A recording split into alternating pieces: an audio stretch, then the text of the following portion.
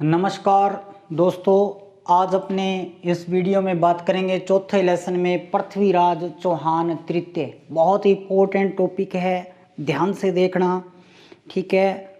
अब देखिए, पृथ्वीराज चौहान जिस समय शासक थे उस समय मुस्लिम आक्रमण उससे पहले थोड़े कुछ ही समय पहले, यानी कि लगभग उसी शताब्दी के अंदर 1900 वर्षों के अंदर मुस्लिम आक्रमण होना प्रारंभ है वो हो चुके थे। महमूद गजनबी के 1027 तक नियंत्रण 17 आक्रमण है वो होते हैं। उसके बाद में इक्के दुक्के मुस्लिम आक्रमण और होते हैं। फिर 1173 के अंदर, यानी कि पृथ्वीराज के शासक बनने से पहले ही गजनी में मोहम्मद गोरी शासक बनता है और वो भारत की ओर अपना रुख करता है। पृथ्वीराज की पराजय के साथ ही भारत में मुस्लिम जो सत्ता है वो स्थापित हो जाती है। तो बहुत इंपॉर्टेंट टॉपिक है, क्योंकि इसके बाद में पृथ्वीराज के बाद में मध्यकालीन में जो राजपूत युग जिसको अपने बोलते हैं पूर्व मध्यकाल, वो समाप्त हो जाता है। एक नए युग की शुरुआत होती है उत्तर मध्यकाल की, और उसमें भारत पर मुस्लिम शासन है वो स्थापित हो जाता है। इंपॉर्टेंट टॉपिक है। तो पृथ्वीराज जो तृतीय थे, इनका शासनकाल रहता है 1177 से लेकर 1192 तक रहता है। देखिए, जन्म ज्येष्ठ शुक्ल द्वादशी, ज्येष्ठ माह की शुक्ल द्वादशी यानी कि 12 को इनका जन्म है वो होता है। जन्म का जो सन है वो 1166 है। जो स्थान है वो अहिलवाड़ा गुजरात के अंदर है। फिर यदि मैं माता की बात करूं तो कर्पूर देवी है, पिता की बात करूं तो सोमेश्वर है। जो इनकी माता थी कर्पूर देवी, वो दिल्ली की तोमर राजकुमारी थी। पृथ्वीराज से पहले दिल्ली पर विग्रहराज चतुर्थ या विशलदेव चौहान है वो दिल्ली पर अधिकार कर लेते हैं और तोमर उनके सामंत बन जाते हैं। फिर जो इनके पिता थे सोमेश्वर, उनसे विवाह होता है तोमर राजकुमारी के साथ। तो जिस समय पृथ्वीराज शासक बनते हैं, ये देखिए, जन्म 1166 और राजा कब बनते हैं 1177, मात्र 11 वर्ष के थे। तो 11 वर्ष के थे तो इनकी माता को पृथ्वीराज की क्या बना दिया गया, संरक्षिका बना दिया गया। इनकी अपनी माता के संरक्षण में इन्होंने शासन करना है वो प्रारंभ किया। इनकी माता को शासन करना आता नहीं था, तो 2 सहयोगी थे, कदम्बास, कैलाश या कैमास। एक ही व्यक्ति के 3 नाम हैं और तीनों ही नामों से प्रश्न है वो पूछा जा चुका है कि जो मुख्यमंत्री थे या मुख्य सहयोगी थे वो कौन थे, कदम्बास, कैलाश या कैमास, ठीक है। दूसरे थे भुवनमल, जो कि इनके सेनापति थे। तो जन्म ज्येष्ठ शुक्ल द्वादशी को अहिलवाड़ा गुजरात में 1166 में, पिता सोमेश्वर, माता कर्पूर देवी दिल्ली की तोमर राजकुमारी जो कि इनकी संरक्षिका। इनके 2 सहयोगी कदम्बास, कैलाश या कैमास, और दूसरा भुवनमल जो कि इनका सेनापति था। इसके बाद में देखिएगा, अपने बात करते हैं पृथ्वीराज चौहान की उपाधियों की। पृथ्वीराज चौहान की उपाधियों की बात करते हैं। 2 महत्वपूर्ण इनकी उपाधियां हैं। पहली, दल पंगुल, जिसका अर्थ होता है विश्व विजेता। दूसरी उपाधि राय पिथोरा। इन्होंने राय पिथोरा नाम से दिल्ली में एक किले का, एक गढ़ी का भी निर्माण करवाया। इनके समय के 2 इंपॉर्टेंट ग्रंथ हैं, दोनों ही जितने आप कहो उतने मोस्ट हैं, लगभग बहुत बार प्रतियोगी परीक्षाओं में प्रश्न आ चुके हैं। पृथ्वीराज विजय जिसके रचयिता जयानक हैं, और पृथ्वीराज रासो जिसके रचयिता चंद्रबरदाई है, जो कि पृथ्वीराज के क्या थे, मित्र भी थे। तो 2 उपाधियां, 2 महत्वपूर्ण ग्रंथ। हालांकि और बहुत ग्रंथों से अपने को जानकारी मिलती है, सब की बात करेंगे, लेकिन इनको याद रखना है। उपाधि दल पंगुल, अर्थ विश्व विजेता। दूसरी राय पिथोरा, इसी नाम से दिल्ली में एक गढ़ भी बनवाते हैं।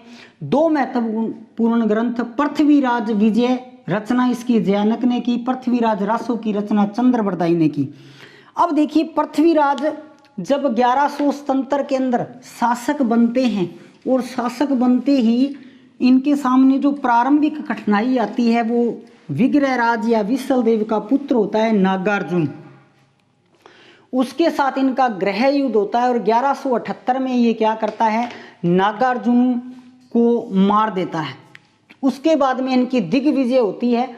तो इनकी दिग्विजय का जो क्रम रहेगा वो तो यहाँ से स्टार्ट होगा। बंडानकों का दमन, महोबा विजय, तराइन का प्रथम युद्ध और तराइन का द्वितीय युद्ध। लेकिन इनकी अगर कुल अपने विजय की बात करें तो सबसे पहले ये गृह युद्ध का क्या कर देते हैं, दमन कर देते हैं। कब कर देते हैं, 1178 में। फिर बंडानकों का दमन ये करते हैं 1182 में। फिर तुमूल का युद्ध होता है, ये भी 1182 में। ध्यान रखना है दोनों 1182 में, लेकिन पहले क्या करते हैं, बंडानकों का दमन करते हैं, ठीक है। फिर तराइन का प्रथम युद्ध 1191 में। फिर तराइन का द्वितीय युद्ध 1192। तो इसी क्रम में अपने को इसको पढ़ना है। अब देखिए इन दो के अंदर बहुत ही छोटी छोटी सी बात है, वो मैं आपको बता देता हूं, और ये तीन बहुत ही इंपॉर्टेंट हैं। इन तीन को अपने डिटेल से पढ़ेंगे। देखिए गृह युद्ध में क्या होता है, नागार्जुन नाम का व्यक्ति होता है, नागार्जुन, जो कि विसलदेव या विग्रहराज जो चौहान शासक था पृथ्वीराज से पहले, इसके पिता से भी पहले, उसका पुत्र था। और ये अपनी गद्दी के लिए दावेदारी दिखा रहा था। तो नागार्जुन की हत्या पृथ्वीराज कहाँ कर देता है, अजमेर में कर देता है, और गृह युद्ध को शांत कर देता है। यानी कि अब घर की तरफ से गद्दी का कोई दावेदार नहीं रहा। बंडानक एक बर्बर जाति थी, असभ्य जाति थी। और बंडानक जो है ना, वो सतलज क्षेत्र में रहते थे, लेकिन धीरे धीरे करके, यदि मैं वर्तमान क्षेत्र की बात करूं तो गुड़गांवा और हिसार तक ये बढ़ गए। यानी कि अजमेर की तरफ धीरे धीरे करके बढ़ रहे थे, गुड़गांवा हिसार तक आ गए थे। तो पृथ्वीराज 1182 में इनके ऊपर आक्रमण करता है और इनका समूल नाश है वो कर देता है। ये दो चीजें। उसके बाद में महोबा विजय, तराइन का पहला युद्ध और तराइन का दूसरा युद्ध, इसके ऊपर अपने डिटेल से बात करते हैं। अब देखिए सबसे पहले अपने बात करते हैं महोबा विजय की। सबसे पहले अपने बात करते हैं महोबा विजय की। महोबा विजय या इस युद्ध को क्या कहते हैं, तुमूल का युद्ध। तुमूल का युद्ध कब होता है, 1182 के अंदर। 1182 के अंदर देखिएगा होता क्या है। राजस्थान में जो अजमेर है, और अजमेर के शासक हैं पृथ्वीराज। दिल्ली पृथ्वीराज का क्या है, ननिहाल है। तो दिल्ली का शासन भी पृथ्वीराज को दे रखा था। अब राजस्थान और दिल्ली के साथ सीमा लगती है किसकी, उत्तर प्रदेश की, वर्तमान उत्तर प्रदेश की, यूपी की। यूपी में सांकेत नामक एक स्थान था। अब इस स्थान के ऊपर विद्रोह हो जाता है, और जब दिल्ली की सेना इस स्थान के विद्रोह को दबाकर वापस आती है, तो वो सीधी नहीं आती, वो यहाँ महोबा से होकर आती है। तो यहाँ पर उन सैनिकों की हत्या कर दी जाती है परमार्दी यहाँ का शासक था, उसके राजा द्वारा। तो वो सूचना जब पृथ्वीराज को मिलती है, और पृथ्वीराज फिर क्या कर देता है, यहाँ महोबा पर आक्रमण कर देता है। तो इसमें कई इंपॉर्टेंट बातें आएंगी, वो आपने ध्यान रखनी है। इस युद्ध में क्या क्या इंपॉर्टेंट था, वो चीज़ें आपने ध्यान रखनी है। एक तो आपने ये ध्यान रखना है कि जो महोबा था, यहाँ पर चंदेल वंश का शासन था। चंदेल वंश का शासन था। ये सभी प्रतियोगी परीक्षाओं में बहुत बार प्रश्न पूछ लिया गया कि महोबा पर पृथ्वीराज के समय किस वंश का शासक था, या पृथ्वीराज ने महोबा विजय की तो किस वंश के शासक को पराजित करके की, चंदेल शासक था। ठीक है, चंदेल शासक कौन था, परमार्दी देव चंदेल, परमार्दी देव चंदेल। ठीक है, प्रकरण मैंने आपको बता दिया। अभी सांकेत से जब सेना वापस आ रही थी, तो सेना के वापस आते समय इसके सैनिकों ने पृथ्वीराज के सैनिकों की हत्या की, जिसका बदला लेने के लिए पृथ्वीराज है वो अजमेर से चल पड़ा और कहाँ आ गया, इसके शासन, इसके राज्य की सीमा पर आ गया। दो युद्ध होते हैं, इसके सामने कौन है, पृथ्वीराज, चौहान तृतीय, पृथ्वीराज चौहान तृतीय। ठीक है, पहले एक छोटा सा संघर्ष होता है, छोटी सी लड़ाई होती है। इसका सेनापति कौन था? सेनापति, इसका सेनापति था मलखान। मलखान, इनके बीच में एक ये छोटा सा युद्ध होता है और इस युद्ध के अंदर, ये एक छोटा सा युद्ध होता है, इसमें पृथ्वीराज है वो जीत जाता है और मलखान जो है ना, इसकी मृत्यु हो जाती है। परमार्दी देव के दो बहुत ही जबरदस्त सेनापति थे, वो किसी बात से रूठकर अन्यत्र चले जाते हैं। तो जब पृथ्वीराज की सेना यहाँ सीमा के ऊपर इस संघर्ष के अंदर मलखान मारा जाता है और इस सेना ये हार जाती है, तो परमार्दी देव अपने दो सबसे विश्वसनीय सेनापतियों को बुलाता है। और वो सेनापति कौन से होते हैं? आला और दूसरा उदल। आला और उदल। अब की बार जो युद्ध होता है वो आला उदल और पृथ्वीराज के मध्य होता है, जिसको अपने क्या कहते हैं? तुमूल का युद्ध कहते हैं। तुमूल का युद्ध। और ये युद्ध होता कब है? 1182 के अंदर होता है। 1182 के अंदर होता है। इस युद्ध के अंदर पृथ्वीराज जो है वो बिल्कुल हारते हारते लास्ट मौके पर है वो जीतता है, यानी कि बिल्कुल हारते हारते जीत जाता है। ये दोनों इतनी वीरता से लड़ते हैं कि पृथ्वीराज की सेना को गाजर मूली की तरह काटते हैं, लेकिन अंत में मारे जाते हैं। इनकी वीरगति हो जाती है, वीरगति हो जाती है। इसी युद्ध के अंदर एक कवि था, कवि जगनिक। जगनिक, और जगनिक इन दोनों के लिए एक कथन कहता है। कथन कहता है जगनिक इन दोनों के लिए एक कथन कहता है। क्या कथन कहता है? कथन कहता है, स्वान जिए 12 वर्ष, सियार जिए 13 वर्ष, राजपूत जिए 18 वर्ष, बाकी जीवन धिक्कार। स्वान का मतलब कुत्ता होता है। कुत्ते की उम्र 12 साल होती है और सियार की उम्र 13 साल होती है, लेकिन राजपूत जब तक जिएगा 18 साल का सा, यानी कि पूर्ण जोश वाला जीना चाहिए, तो इतना वीर होना चाहिए। तो ये कवि है जगनिक, इनके ऊपर एक कथन कहता है। और जगनिक का एक ग्रंथ है भाई, इनका एक ग्रंथ भी है, वो भी आपने याद रखना है। ग्रंथ परमाल रसो, परमाल रसो, जिसके अंदर एक भाग जिसका नाम है आलाखंड, और उसके अंदर ये आला के वीरता की प्रशंसा करता है, वीरता की प्रशंसा करता है। इसके बाद में एक इम्पोर्टेंट प्रश्न और आता है, एक इम्पोर्टेंट प्रश्न और आता है। महोबा विजय के बाद में पृथ्वीराज महोबा का प्रशासक किसे बनाता है? प्रशासक नियुक्त किया, प्रशासक नियुक्त किया किसे? पंजुन राय।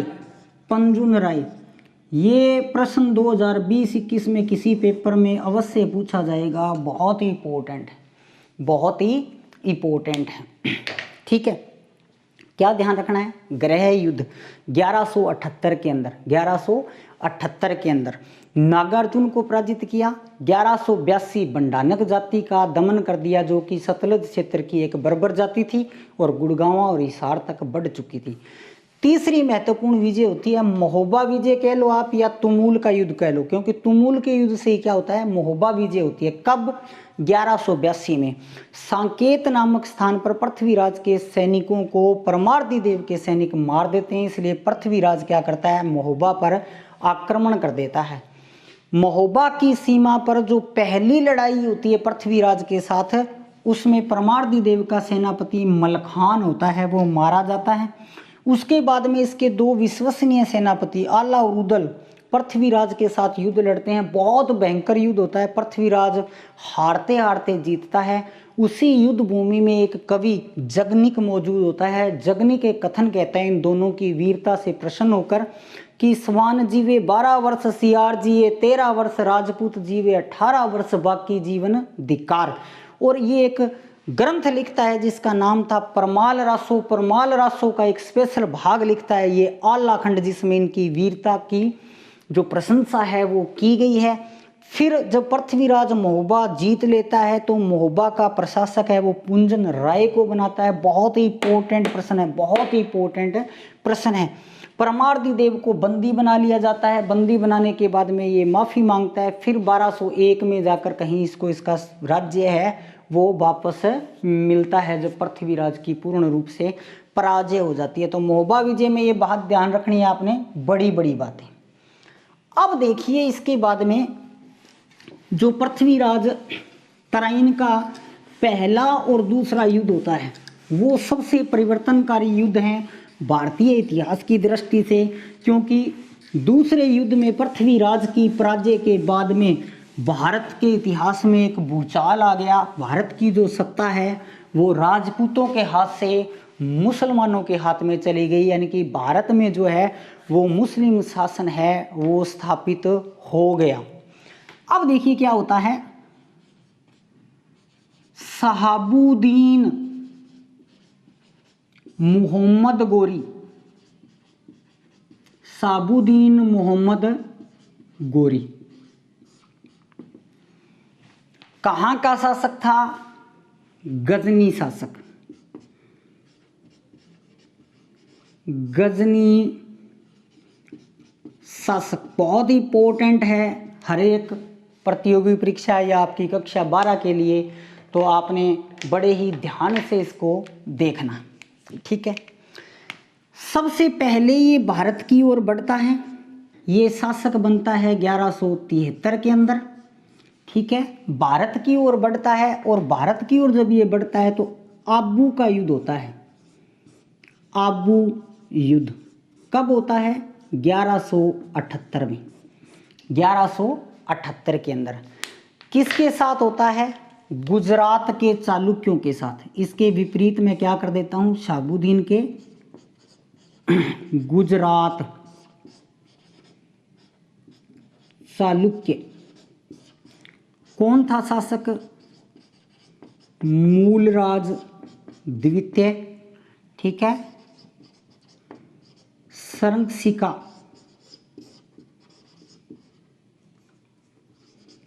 नायकी देवी, नायकी देवी। अब देखिए क्या होता है, मोहम्मद गोरी 1173 के अंदर शासक बनता है गजनी का। गजनी का शासक बनते ही वो भारत को जीतने की, इस्लाम का प्रचार करने की और अचूर धन प्राप्त करने की योजना है वो बनाता है। तो वो गुजरात के रास्ते भारत आता है, गुजरात के रास्ते वो भारत आता है। गुजरात में उस समय चालुक्य शासक था मूलराज सेकंड, लेकिन मूलराज जो सेकंड था वो केवल ही 2 ही महीने का था, अल्पायु शासक था। इसलिए उसकी जो माता थी नायकी देवी, वो सभी आसपास के राजाओं से सहायता मांगती है। अब देखिए समय क्या है, 1178, तो 1178 के अंदर कर्पूर देवी जो पृथ्वीराज की माता थी वो इसकी सहायता करना चाहती थी, लेकिन अपने मुख्यमंत्री कदमवास कैलाश या कैमास के कहने पर वो सहायता नहीं करती है, जो कि इनके लिए घातक हुआ। जब पृथ्वीराज के विरुद्ध मोहम्मद गोरी ने युद्ध किए तो गुजरात के चालुक्यों ने उनकी सहायता नहीं की, और इस युद्ध में नायकी देवी है वो विजयी हो जाती है। भी जैसे आप किताबों के अंदर महारानी लक्ष्मीबाई को देखते हो, वो अपने पुत्र को पीठ के ऊपर बांध के युद्ध करती है, वैसे ही नायकी देवी भी अपने पुत्र को पीठ पर बांध के युद्ध करती है। और इस युद्ध में मारवाड़ की सेना और आबू की सेना नायकी देवी का सहयोग देती है, और यहाँ पर शहाबुद्दीन मोहम्मद गोरी की इस आबू के युद्ध में क्या हो जाती है, हार हो जाती है, और ये यहाँ से लौट कर चला जाता है। और उसके बाद में ये 1191 में आता है, यानी लगभग 12-13 साल ये दोबारा भारत की ओर आता नहीं है, ठीक है। अब देखिए इसके बाद में अपने इसके विपरीत यदि अपने पृथ्वीराज की बात करें, ये हो गया। इसके बाद में पृथ्वीराज चौहान, पृथ्वीराज चौहान तृतीय, पृथ्वीराज चौहान तृतीय। तो अब देखिएगा कि यदि मैं राजस्थान की बात करूं तो कुछ इस तरह से, ठीक है। अब मोहम्मद गोरी यहाँ चलता है गजनी से, गजनी से चलकर वो कहाँ आ जाता है, वो आ जाता है लाहौर, लाहौर, ठीक है। लाहौर से वो चलता है और लाहौर से वो चलकर आ जाता है यहाँ पर तबर ए हिंद, तबर ए हिंद, जिसको अपने वर्तमान में क्या कहते हैं, बठिंडा, बठिंडा, तबर ए हिंद यानी कि बठिंडा। बहुत ही शक्तिशाली दुर्ग था ये मध्यकालीन या प्राचीन भारत के अंदर। निर्माण इसका भूपत भाटी ने करवाया था, यानी कि जिसने बटनेर दुर्ग का निर्माण करवाया उसी ने इनका निर्माण करवाया। तो ये रास्ता भी एक बार पेपर में पूछ लिया गया था, ध्यान रखना। मोहम्मद गोरी गजनी से चल के लाहौर आता है, लाहौर से चलकर वो तबर-ए हिंद आता है और तबर-ए हिंद को वो जीत लेता है और जीतने के बाद में वो प्रशासक बनाया, प्रशासक बनाया किसे, जियाउद्दीन, जियाउद्दीन को। काजी था जियाउद्दीन, उसको बठिंडा का प्रशासक बना देता है और बठिंडा का प्रशासक बनाने के बाद में वो यहाँ बठिंडा से यहाँ तराइन के मैदान में आ जाता है। तराइन का प्रथम युद्ध कब होता है, 1191। जब वो तराइन तक पहुंच जाता है फिर अजमेर, और अजमेर में कौन है, पृथ्वीराज चौहान। फिर पृथ्वीराज चौहान यहाँ पे आता है, फिर पृथ्वीराज चौहान यहाँ पर आता है। पृथ्वीराज प्लस पृथ्वीराज के साथ पृथ्वीराज का पुत्र था गोविंद राज, गोविंद राज, ये दोनों आते हैं और इनके सामने कौन है, इनके सामने है मोहम्मद गोरी, मोहम्मद गोरी। मोहम्मद गोरी क्या करता है, मोहम्मद गोरी के जो सैनिक होते हैं वो गोविंद राज के ऊपर प्रहार कर देते हैं, यानी कि आक्रमण है वो कर देते हैं। उस प्रहार में इसके दांत टूट जाते हैं, इसको गुस्सा आता है और ये गुस्से में दोबारा मोहम्मद गोरी पर क्या कर देता है, प्रहार कर देता है। और इसका प्रहार इतना तीव्र होता है कि इसके भाले से मोहम्मद गोरी है वो नीचे गिर जाता है अपने घोड़े से, फिर संभलता है और यहाँ से ये सीधा रास्ता लेता है, यहाँ से ये सीधा रास्ता लेता है और कहाँ, गजनी जाकर रुकता है। और इस युद्ध के अंदर पृथ्वीराज की क्या हो जाती है, जीत है वो हो जाती है। तो तराइन के प्रथम युद्ध में पृथ्वीराज है उसकी विजय हुई और मोहम्मद गोरी जो है उसकी पराजय होती है। और इस प्रकार के प्रश्न हैं वो हर प्रतियोगी परीक्षा में आता है। पिछली बार रीट में भी पूछा गया था, अभी तराइन का पता नहीं पहला युद्ध पता नहीं दूसरा युद्ध कौन जीता और कौन हारा, ऐसा प्रश्न आया था। तो हर बार ऐसे प्रश्न आते हैं, इसको दोबारा देख लीजिए। शहाबुद्दीन मोहम्मद गोरी गजनी का शासक 1173 में शासक बनता है। आबू के युद्ध में उसको चालुक्य राजमाता नायकी देवी पराजित कर देती है, वो वापस चला जाता है। उसके बाद में 1191 के अंदर वो तराइन के लिए रवाना होता है, लेकिन आपने रास्ता ध्यान रखना है। सबसे पहले वो कहाँ आया, लाहौर। लाहौर से वो कहाँ गया, तबर-ए हिंद यानी कि बठिंडा। बठिंडा को वो जीतता है, वहाँ का प्रशासक वो जियाउद्दीन को बनाता है।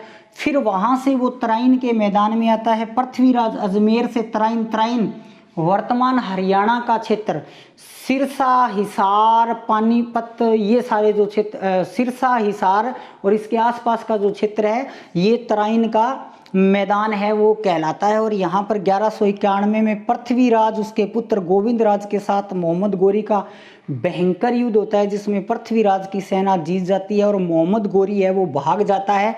पृथ्वीराज की यहाँ पर एक भूल ये रही कि ये पीछा करके इसको पकड़ता नहीं है या मारता नहीं है, ये इसकी भूल रही।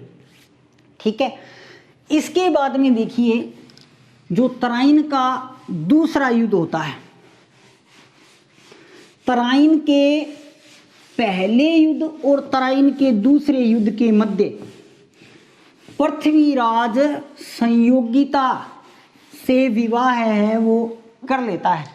ये तराइन के दोनों युद्धों के बीच की घटना मानी जाती है। तराइन के दोनों युद्धों के बीच की घटना है वो मानी जाती है। तराइन के दोनों युद्धों के बीच की घटना कौन सी? संयोगिता और पृथ्वीराज के विवाह की जो घटना होती है वो। देखिए किस प्रकार से होता है। अधिकतर इतिहासकार कुछ इसको मानते हैं, कुछ नहीं मानते, लेकिन फिर भी अपने इस मत को देखेंगे जरूर। देखिएगा, अजमेर और कन्नौज अपने ने किया था गुज्जर प्रतिहार। तो गुज्जर प्रतिहार वंश की जब कन्नौज में समाप्ति हो जाती है तो उसके बाद में यहाँ पे गैडवाल वंश का शासन हो जाता है। और गैडवाल वंश के यहाँ पर इस समय जो शासक थे वो थे जयचंद। और अजमेर के जो शासक हैं वो हैं पृथ्वीराज। ये बात तराइन के पहले युद्ध और दूसरे युद्ध के बीच की बात है। ठीक है, जो जयचंद और पृथ्वीराज थे ये मौसेरे भाई थे। मौसेरे भाई थे। विवाद क्या था? विवाद था दिल्ली पर अधिकार का प्रश्न। अधिकार का प्रश्न। मौसेरे भाई थे तो इसका मतलब इन दोनों के नाना हैं वो एक ही आदमी है, नाना। तो जयचंद का ये कहना था कि मैं पृथ्वीराज से बड़ा हूं, इसलिए दिल्ली का शासन मेरे को मिलना चाहिए। लेकिन दिल्ली का प्रशासक किसे बनाया गया? दिल्ली का प्रशासक बनाया गया पृथ्वीराज को। तो जयचंद मुख्य रूप से इस बात से नाराज था। अब जयचंद जो था ना, उसकी एक पुत्री थी संयोगिता। संयोगिता दिल्ली गई हुई थी और पृथ्वीराज भी दिल्ली गया हुआ था और इन दोनों में प्रेम प्रसंग हो जाता है। ये सारी कहानी चंद्रबरदाई ने अपने ग्रंथ पृथ्वीराज रासों में लिखी है। इसके बाद में क्या होता है? ईर्ष्यावर्त ये क्या कर देता है? संयोगिता का स्वयंवर रख देता है। स्वयंवर के अंदर पृथ्वीराज को नहीं बुलाया जाता,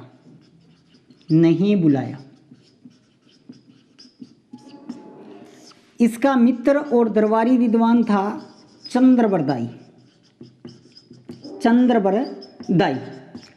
चंद्रबरदाई कहता है भी नहीं बुलाया तो कोई बात नहीं है।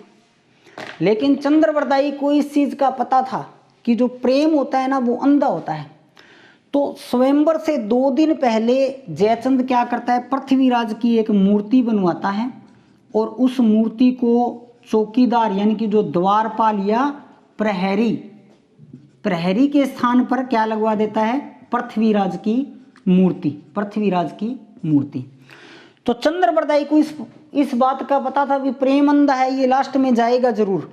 तो अजमेर से लेकर ये जो कन्नौज तक का पहाड़ी क्षेत्र है, इसके बीच में पहले से ही चंद्रबरदाई अपनी सेना स्थापित कर देता है।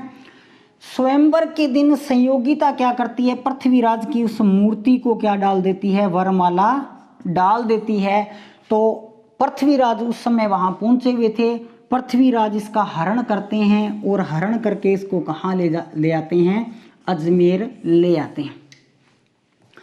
अब नई दुल्हन आई है तो नई दुल्हन आने के बाद में जो लाड प्यार होते हैं वो कुछ ज़्यादा ही होते हैं, तो इसका अजमेर के अंदर इसी का ध्यान रखा जाता है। या पृथ्वीराज है वो अपने विवाह में आप कह सकते हो पूर्ण रूप से क्या हो जाता है, व्यस्त हो जाता है। और मोहम्मद गोरी क्या करता है, मोहम्मद गोरी गजनी में युद्ध की पूर्ण रूप से तैयारी करता है और वो फिर भारत की तरफ एक बार फिर से चल पड़ता है।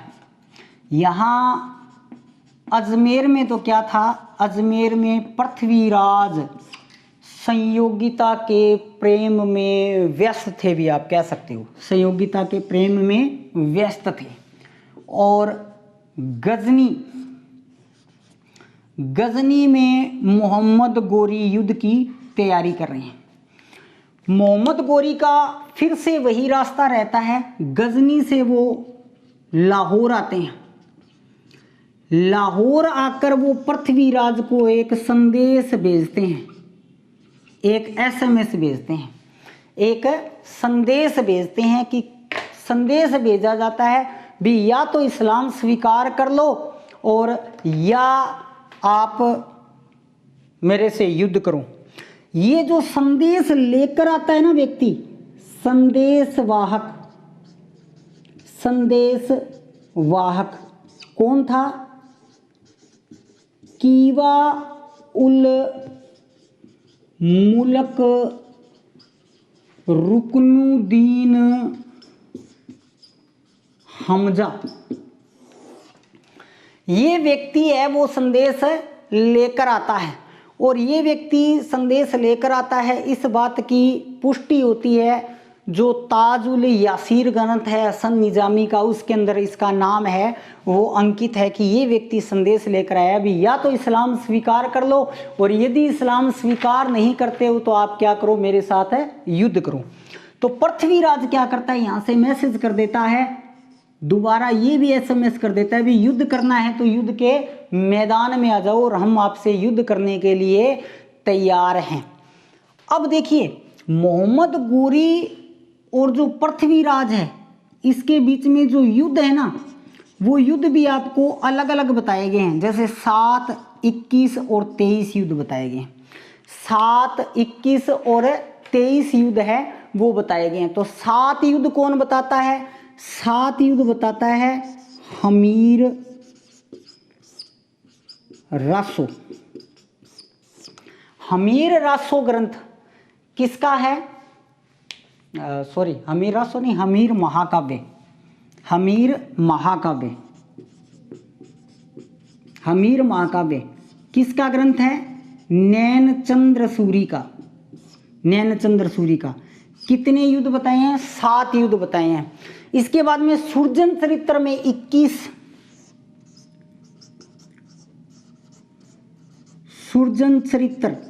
में 21 युद्ध बताए गए हैं। किसका है, चंद्रशेखर। 23 जो युद्ध बताए गए हैं वो प्रबंध चिंतामणि में बताए गए हैं। प्रबंध चिंतामणि किसका ग्रंथ है, मेरुतुंग। ये किताबें आपको याद करनी पड़ेगी क्योंकि जब अपने हमीर देव चौहान करेंगे उसमें ये सारी किताबें आएंगी। हमीर महाकाव्य नैनचंद्र सूरी, मोहम्मद गोरी और पृथ्वीराज के बीच में 7 युद्ध बताता है। सुरजन चरित्र राइटर चंद्रशेखर 21 युद्ध बताता है पृथ्वीराज और मोहम्मद गोरी के बीच में। और मेरुतुंग प्रबंध चिंतामणि में 23 युद्ध बताता है। लेकिन मुख्य जो युद्ध हुए थे ना वो 2 ही हुए थे, तराइन का पहला और तराइन का दूसरा।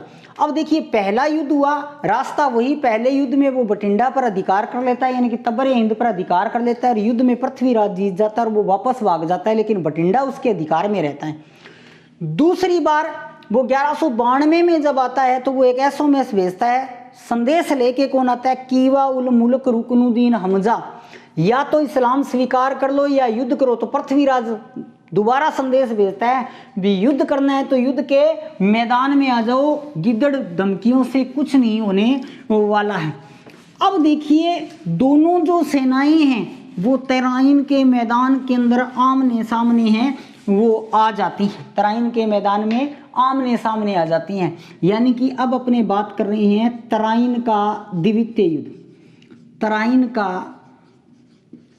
द्वितीय युद्ध कब होता है? 1192। 1192 किस किस के बीच में? पृथ्वीराज तृतीय और मोहम्मद गोरी। पृथ्वीराज बिल्कुल भी तैयारी नहीं करता है, जबकि वो बिल्कुल तैयारी के साथ आता है मोहम्मद गोरी। और फिर भी जब पृथ्वीराज की सेना मोहम्मद गोरी के सामने आती है तो वो देखकर घबरा जाता है। तो पहले अपने बात करते हैं कि पृथ्वीराज के साथ कौन था। एक तो इसका पुत्र गोविंदराज, जो कि पहले युद्ध में भी था। दो तो ये पहले युद्ध में, यानी कि ये पहले युद्ध में ऐसी कंडीशन थी। अब की बार प्लस एक व्यक्ति और हो गया, सामंत सिंह। और कहाँ का शासक था? मेवाड़ का शासक था। मेवाड़ का गुहिल शासक सामंत सिंह भी अब की बार साथ होता है। जब मोहम्मद गोरी की सेना को देखता है, हालांकि कोई तैयारी नहीं थी, लेकिन फिर भी मोहम्मद गोरी देखकर इनकी सेना को डर जाता है, डर गया और डर के एक चाल खेलता है, धोखा देने का प्रयास करता है। कहता है भी युद्ध करूंगा या संधि करूंगा, मैं गजनी में मेरे भाई से पूछूंगा भी युद्ध करना है कि संधि करनी है। तो पृथ्वीराज इसके ऊपर विश्वास कर लेते हैं, यानी कि इसके धोखे में आ जाते हैं। वो कहते हैं चलो युद्ध करना है या संधि करनी है, आप गजनी पूछ के बता देना। तो पृथ्वीराज की जो सेना होती है वो इस चीज के लिए आश्वस्त होती है भी ये संदेश भेजेगा, युद्ध करेगा, संधि करेगा। ये क्या करते हैं, सारे के सारे सैनिक जितने भी होते हैं, सैनिक आमोद प्रमोद यानी कि शराब वगैरह पीने में लग जाते हैं। और आधी रात्रि को कुछ शराब के नशे में थे और कुछ वैसे सोए हुए थे। तो मोहम्मद गोरी क्या करता है, मध्य रात्रि को अचानक आक्रमण कर देता है। मध्य रात्रि को अचानक आक्रमण। जब ये मध्य रात्रि को अचानक आक्रमण कर देता है तो पृथ्वीराज की सेना में भगदड़ मच जाती है। सेना में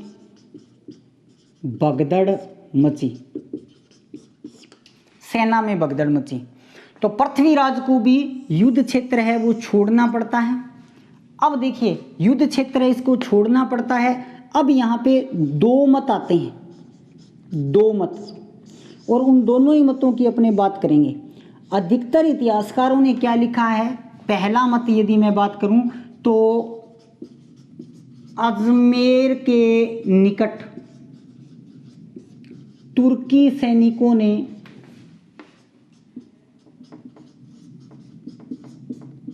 पृथ्वीराज की हत्या कर दी। पृथ्वीराज तराइन के मैदान से भागता है क्योंकि अचानक आक्रमण में उसके बहुत सारे सैनिक मारे जाते हैं। तो वो जब भागता है और अजमेर के पास पहुंचता है, उसका पीछा कर रहे थे तुर्की सैनिक, और तुर्की सैनिक उसकी हत्या है वो कर देते हैं। और अधिकतर इतिहासकार इसी को मानते हैं क्योंकि अधिकतर समकालीन किताबों में यही मिलता है। दूसरा जो मत है ना, सेकंड जो मत है, सेकंड मत क्या है, सेकंड इसका मत है पृथ्वीराज रासो ग्रंथ के अनुसार। पृथ्वीराज रासो ग्रंथ के अनुसार, पृथ्वीराज रासो ग्रंथ में चंद्रबरदाई ये बात लिखता है कि पृथ्वीराज को तुर्की सैनिक है वो पकड़ लेते हैं। पकड़ने के बाद में उसको बंदी बनाकर मोहम्मद गोरी के समक्ष पेश किया जाता है। यानी कि बंदी बनाकर उसको कहाँ ले जाते हैं, बंदी बनाकर पृथ्वीराज को गजनी ले जाया जाता है। और जब वहाँ पे सुल्तान का दरबार लगता है तो सुल्तान के दरबार के अंदर पृथ्वीराज सीधा सीना किए हुए आंखें में आंखें डालकर बात करता है। तो मोहम्मद गोरी कहता है भी आप गजनी के सुल्तान के सामने खड़े हो, नजरें नीची करो। तो पृथ्वीराज कहता है मैं राजपूत हूँ, मेरा सिर कट सकता है, झुक नहीं सकता, आपने मेरे साथ धोखा करके मेरे को बंदी बनाया। जब पृथ्वीराज ऐसे कहता है तो मोहम्मद गोरी आदेश दे देता है भी इसकी आंखें हैं वो फुड़वा दी जाएं, फोड़ दी जाएं। तो पृथ्वीराज की आंखों में गर्म सलाखें डाल दी जाती हैं, वो अंधा हो जाता है। और जब वो अंधा हो जाता है और ये सूचना, उसके अंधे होने की सूचना जब चंद्रवरदाई को मिलती है, चंद्रवरदाई को जब इसकी सूचना मिलती है तो चंद्रवरदाई क्या करता है, गजनी जाता है। चंद्रवरदाई गजनी जाता है। चंद्रवरदाई गजनी जाता है और चंद्रवरदाई गजनी जाकर मोहम्मद गोरी से मिलता है, मोहम्मद गोरी के दरबार में पेश होता है और मोहम्मद गोरी से कहता है कि आपने हमारे महाराज यानी कि पृथ्वीराज को अंधा तो करवा दिया, लेकिन वो शब्द भेदी बाण चला सकते हैं। शब्द भेदी यानी कि आवाज के ऊपर। तो मोहम्मद गोरी कहता है भी ऐसा संभव नहीं है, दुनिया में कोई व्यक्ति नहीं है जो शब्द भेदी बाण चला सकता है, यदि चला सकता है तो मैं देखूंगा। फिर गजनी में एक खुले मैदान के अंदर एक दरबार का आयोजन किया जाता है। मोहम्मद गोरी सामने बैठता है, पूरी गजनी की जनता वहां पे इकट्ठी होती है। पृथ्वीराज को धनुष और तीर पकड़ाया जाता है और जो चंद्रवरदाई है वो एक दोहा पढ़ता है। उस दोहे के अंदर वो मोहम्मद गोरी कहाँ और किस स्थिति में बैठा है उसको बताता है। तो वो दोहा क्या था, 4 बांस 24 गज, यानी कि यहाँ से 4 बांस, पहले दूरी है वो बांस में मापी जाती थी, यहाँ से 4 बांस और 24 गज की दूरी पर है। 4 बांस 24 गज उंगल अष्ट परमाण, तापे बैठे हो सुल्तान मत चूके चौहान। यानी कि यहाँ से 4 बांस और 24 गज की दूरी पर है। जिस सीट पे बैठा है वो पृथ्वी से उंगल अष्ट प्रमाण 8 उंगल ऊंची है, उस पे सुल्तान बैठा है, चूकना मत चौहान। फिर पृथ्वीराज रासो ग्रंथ में ये लिखा हुआ है कि पृथ्वीराज ने तीर चलाया और वो तीर मोहम्मद गोरी के सीधा गले में जाकर लगा, जिससे मोहम्मद गोरी की मृत्यु हो गई। अब चंद्रवरदाई को ये पता था कि अगर हमारे को यहाँ पकड़ लिया तो हमारे को बहुत सारी यातनाएं देंगे। तो चंद्रवरदाई क्या करता है, पहले पृथ्वीराज की हत्या करता है, फिर स्वयं क्या कर लेता है, आत्महत्या कर लेता है। और पृथ्वीराज रासो जो ग्रंथ था इसको फिर बाद में पूर्ण किसने किया, इसको पूर्ण किया जलहण ने। ये भी याद रखना, पृथ्वीराज रासो ग्रंथ की रचयिता कौन है, चंद्रवरदाई, सीधा पूछा जाए। और अगर ये प्रश्न पूछा जाए भी पृथ्वीराज रासो ग्रंथ को किसने पूर्ण किया, जलहण ने पूरा किया, जो कि कौन था, चंद्रवरदाई का पुत्र था, जो कि चंद्रवरदाई का पुत्र था। अब देखिए हमीर, पृथ्वीराज रासो और हमीर महाकाव्य नैनचंद्र सूरी की रचना और पृथ्वीराज रासो, इन दोनों ही ग्रंथों में ये लिखा गया है कि जो पृथ्वीराज का घोड़ा था ना, घोड़ा नाट्यरंबा, घोड़ा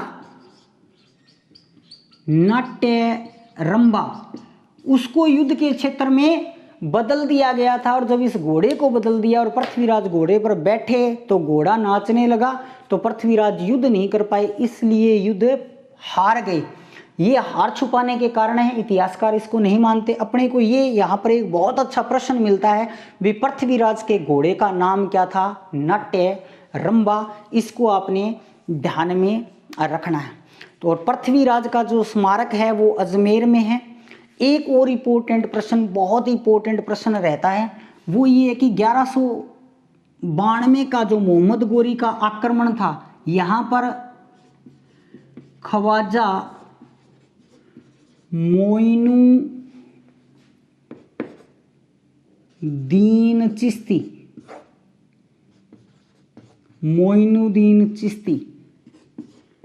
भारत आए।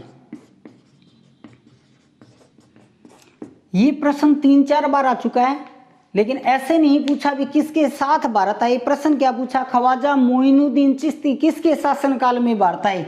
तो ख्वाजा मोइनुद्दीन चिश्ती पृथ्वीराज तृतीय के शासनकाल में भारत आए, क्योंकि जिस समय वो भारत आए शासन किसका था, पृथ्वीराज तृतीय का। किसके साथ अगर पूछा जाए तो मोहम्मद गोरी के साथ, और कब पूछा जाए तो 1192 92 में भारत में आए और ख्वाजा मोइनुद्दीन चिश्ती की जो दरगाह है वो अजमेर में है। भारत की सबसे बड़ी दरगाह है जिसे भारत का मक्का कहा जाता है। 1 से 6 रजब को वहाँ पे उर्स यानी कि मेला लगता है और उस मेले का जो उद्घाटन है यानी कि उस मेले की जो शुरुआत है वो भीलवाड़ा का वर्तमान का गोरी परिवार है वो झंडा चढ़ाकर करता है। बहुत ही सौहार्दपूर्ण स्थान है। और इस युद्ध में पराजय से 2 बड़ी बातें हुई। एक तो बड़ी बात ये कि राजपूतों का शासन है वो समाप्त हो गया और भारत में मुस्लिम शासन है वो स्थापित हो गया। भारत में मुस्लिम सत्ता स्थापित हो गई।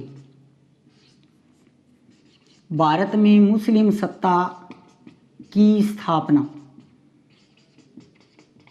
भारत में मुस्लिम सत्ता की स्थापना हुई। इसके बाद में मोहम्मद गोरी की मृत्यु के बाद में उसका गुलाम कुतुबुद्दीन ऐबक दिल्ली सल्तनत की स्थापना करता है यानी कि मुस्लिम सत्ता स्थापित हो जाती है।